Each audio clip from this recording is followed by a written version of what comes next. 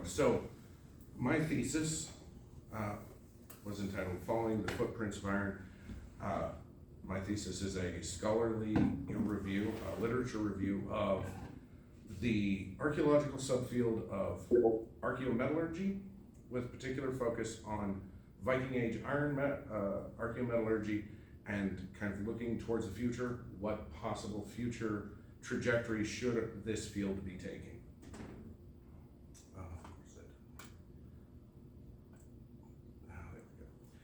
So for this thesis, my goals were to define what this field is, since it is significantly less well practiced here in America than it is in a lot of the rest of the country, or a lot of the rest of the world, excuse me, to examine the development of it as a subfield, how it came to be, and why it took so long since the very earliest archaeologists, the proto-archaeologists, really were studying cultures that had metal, but metallurgy was not a part of their study. As a case study of how archaeometallurgy is conducted, I've looked at the series of articles entitled Moving Metals. They show the progression very well of how archaeometallurgical questions are formed and then research is conducted.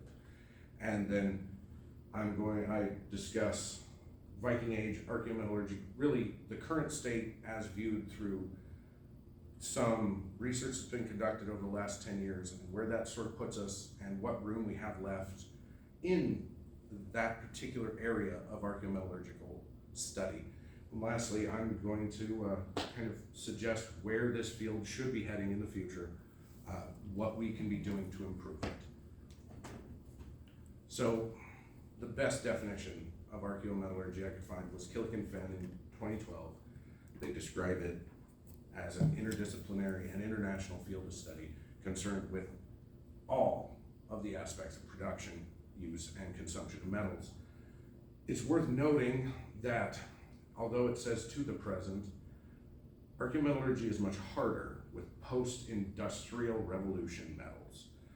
Some of the impurities and things that we use to determine where metals came from are lost with advanced modern smelting techniques. So archaeometallurgy really relies on these two theoretical perspectives: the materiality of metals, which describes the variability in value between metal objects.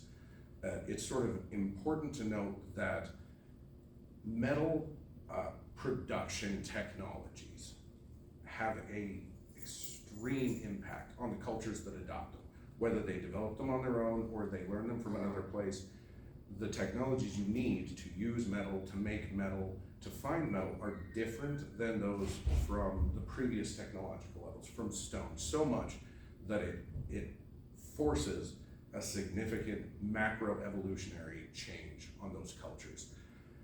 The second theoretical perspective, what really lets us do this research, is provenance.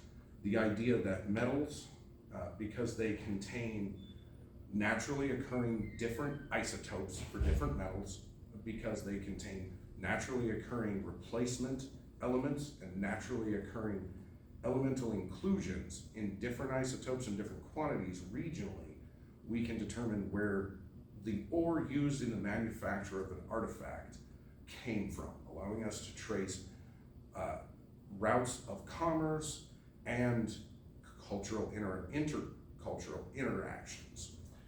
Methodologies for archaeometallurgical research primarily fall into one of three categories. Macroscopic, this is going to be your typologies, looking at how an artifact is made, and stylistically, how is that related to other artifacts of similar types. Metallographic analysis looks at thin sections of the metal to determine how the crystalline structure is laid out. Crystalline structure that is altered by, first, paragenesis is indicated by the crystalline structure, how it formed in the deep earth and where it formed in the deep earth. Then the smelting and the forging technique, specific technologies, alter that crystalline structure in different ways, and that can help to indicate cultural groups that we already know use specific cultural, specific technology types.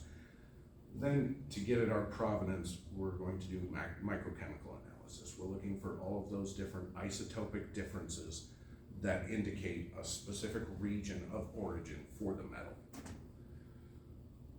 Now, historically, why didn't archaeometallurgy develop much earlier than it did? The very earliest 14th century antiquarians were looking at cultures who used metal, but they primarily weren't looking at artifacts at all.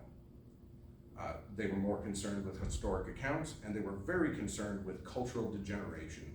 This idea that their culture was less advanced than the Romans and Greeks who'd come before them. Their research goals were incompatible with any form of metallurgy study. By the 17th century, some of that had gone away. Some of it had been replaced with more advanced techniques, and they were working with artifacts. There was still a lot of this cultural degeneration and huge problems with determining the difference between natural occurring things and man-made artifacts. By the early 19th century, metallurgy in archaeological context had become important, largely because of the development of relative dating. Since metal itself can't be dated, it had been thought to be a less useful artifact in terms of cultural descriptions. With relative dating, dates could be assigned to these things and then they could be valuable, allowing for the creation of typologies, which helped to show microcultural evolution across groups, and the 3H classification system, which gave a lot of credence to those typologies and those relative dating technologies all working together. In 1965, with the creation of lead isotope analysis by chemists, the mechanism through which archaeometallurgy could grow was really developed. And in the 1970s, it was established, and over the last 15 years has grown in popularity globally, especially in Europe and in the Near East, where these metal technologies are ubiquitous, and a lot of them come from cultures who didn't record their own history or didn't record it well. And you can get information from provenance determinations and that help you to understand the materiality of metal and explain cultural changes that aren't well explained by other artifact types. As a case study in this, moving metals is a good example of how you have to start with an archaeometallurgical research. A question should start small and then grow. Moving metals 1, for example, is that research is concerned with simply looking at Swedish Bronze Age artifacts and determining whether or not they are from local or foreign sources, that the copper used in their manufacture was mined. And they were able to determine there, Ling et al., who published both of these articles, that this copper was every single artifact studied from a foreign source. Expanding on that with moving metals 2, they added more artifacts and added comparative data from nearby Europe. We're able to determine exact positions for temporally where these mines were located, and found that changing mines and changing sources for ore were correlated with massive cultural changes within the pre-Swedish Nordic groups of that region. Melheim et al. Expanded on this further with moving metals 3, adding Danish Bronze Age artifacts to this study, which can safely be assumed to be foreign. There is no copper naturally occurring in Denmark.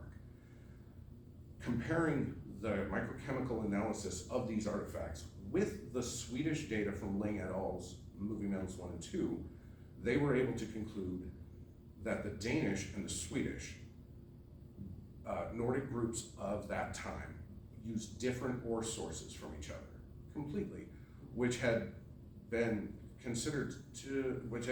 not the assumption made. Been assumed that they would probably use the same sources. They're not very far apart. And if they both didn't have access to copper, it would make sense, but that was debunked quickly.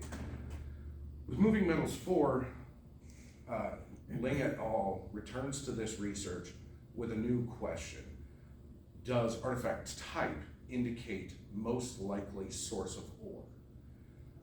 And the hypothesis had been that a single ore type would most likely come from the same mine regardless of cultures nearby using it. So adding German, Italian, and Swedish Bronze Age swords, they found that, interestingly, Ling et al. Found that these artifacts from 1600 to about 1300, every region used their own mines, different places, different provenance, but some massive cultural change occurred somewhere between 15 and 1300, and the move was made to where all three regions used copper from the same area. So what their research continues. They've published since Moving Metals 5, which was published in the middle of this thesis, is why it's only briefly touched on, and to my understanding are working on more. It shows that to do good archaeometallurgical research, a researcher should start with a small question, expand out, expand details, expand geographically to include a bigger region and more information to really get the details of ancient commerce systems locked in. Now, for Iron Age, or Viking Age, iron archaeometallurgy, a lot of research has been done in that region, largely because they didn't record their own information. Their own history was only recorded by their neighbors, and often conflicting reports come from different regions around the area of Europe. So iron archaeometallurgy is doing a lot to untangle these things, to get at the truth of what was really happening in Scandinavia during the Viking Age. I presented research from three different perspectives: metallographic, provenance research, and then conventional archaeological methodology, which is still important to metallurgic research. So metallographically, looking at the structure, the crystalline structure, can show a lot about the technique, as we mentioned, by which metal is smelted and forged. And what Warmlander and Smith were able to determine at their research was that the metal technologies that they were seeing in Iceland were coming from foreign places, they were coming from local places. There was more ironwork done and traded in Iceland than anyone had previously imagined. Blakelock and McDonald, in a couple of different research looking at knives from the UK, were able to determine a really interesting thing about the way that cultural interactions affect technologies. So throughout the Nordic occupation of the United Kingdoms, the Nordic groups lived around the entire area. In England, this affected the knife-making technologies. There was some sort of massive change that was concurrent between both Viking groups and British groups, though direction and origin of this radiation is still being researched. It's obvious that those two groups found these knife-making changes to be valuable at the same time, whereas the Irish groups used the same technology to manufacture knives that they had for hundreds of years. It was completely unmodified by Nordic interactions, suggesting a cultural value placed on the process by which they made knives. Provenance determinations, trying to trace the origins of iron and find out how manufacture and mining interplay in Scandinavia has been a major question amongst researchers. Interestingly enough, so Bennerhag and Stenvik looked at the earliest dated iron production sites in Sweden and in Norway, and were able to conclude from microchemical analysis of the ores that these ores were all local sourced. Not only that, but combined with metallographic techniques, they discovered that there were several unique traditions, and those unique traditions were developed in Scandinavia rather than being learned from other groups that had already developed it outside of the region. Independent invention of iron in Scandinavia is a major development in modern archaeometallurgy. Many researchers have studied the Ulfberg swords, unique because they are made from a higher quality steel than any Nordic group was capable of producing at that time, and forged in a technique that was unknown to those Nordic groups. It has been surmised that they came from somewhere else, probably India or Pakistan, somewhere in the Middle East to India region, because the crucible steel they were forged from was common in that area at that time.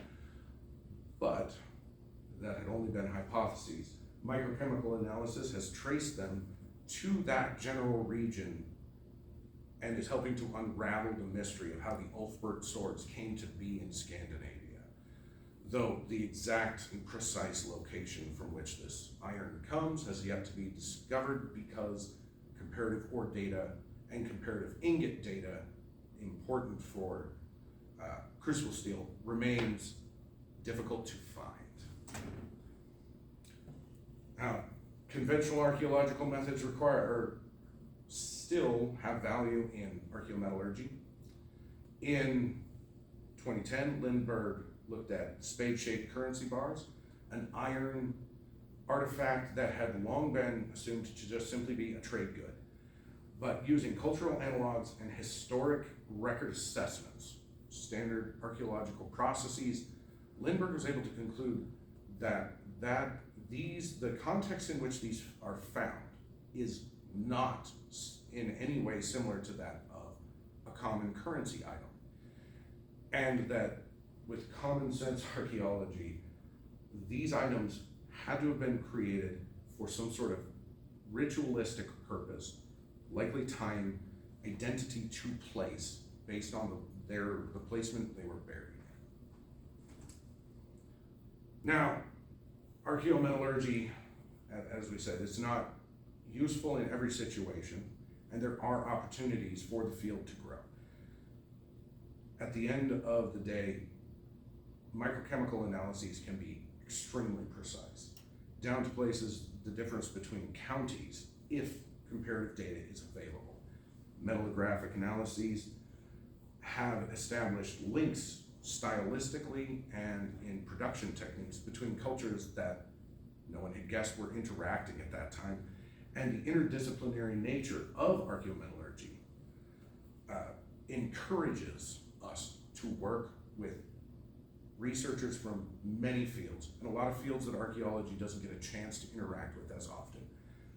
Not to mention, all archaeometallurgical research truly could be done with past collections, with current collections in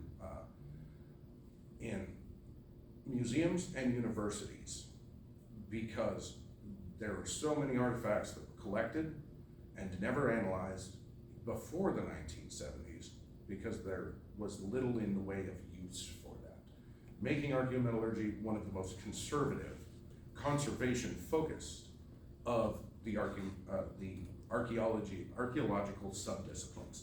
Now, unfortunately, there's always going to be opportunities with archaeometallurgy. Microchemical analysis is less effective with anything past the Industrial Revolution. Metallographic analyses can't tell the difference between two technologies that look the same, work the same, but were developed separately.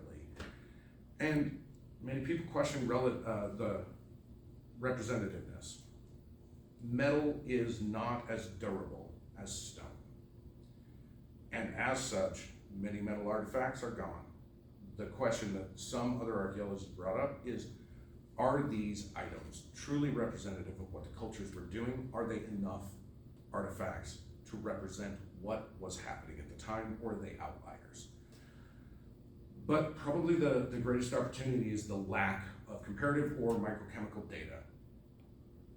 Until the data for ancient ore-bearing mines is made readily available and comprehensively placed in a place where researchers can find it, it will limit the precision and accuracy of provenance determinations, and thereby total understandings of ancient commerce systems. However, archaeometallurgy is valuable in our modern field. It provides insights that other archaeological pursuits are not well equipped to deal with. It encourages archaeological researchers to interact with other fields that they are less familiar with, growing the anthropological idea of interdisciplinarism. Now, after every paper I read suggested to me that with more data, they would have more accuracy, I concluded that not only for Viking Age archaeometallurgy, but for the field at large, the best focus for archaeometallurgical researchers right now should be to gather the data that they have already got from many research projects, from different studies done around the world, and gather this stored data into comparative, comprehensive databases that are readily available to any researcher who wants to do archaeometallurgical research. If these are established and well maintained, archaeometallurgical research will continue to be more and more accurate, more and more precise, and will allow for greater understandings of how metal artifact adoption generates macrochemical or macrocultural evolutionary change, as well as how small microcultural changes are encouraged by simple trade between two groups with different technologies, different kinds of metals, and different values placed on. Thank you. Thank you.